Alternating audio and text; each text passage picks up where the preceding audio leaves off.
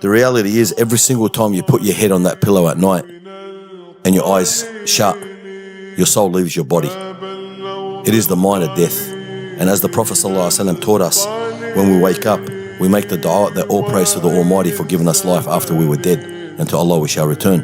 But we never realize this, do we? We never realize that our soul left our bodies, because Allah subhanahu wa ta'ala tells us, for some of you, I return the soul, and for others, I hold it back in your sleep. And that's, I'm proof. I tell you now, how many people pass away at night? How many people go to sleep and not wake up? I'll tell you now, 75 to 80% of them don't see the Fajr. And you know, my brothers and sisters, we go to sleep thinking we're promised to see tomorrow. Tomorrow I'll do better. Tomorrow I'll pray the extra prayer. Tomorrow I'll ring that guy up, I'll make good with what I said to him. Tomorrow I'll pay that guy for the money that I owed him, even though I had it a year ago, a month ago. We procrastinate. And you know, the biggest problem we're going to have in the hereafter is procrastination.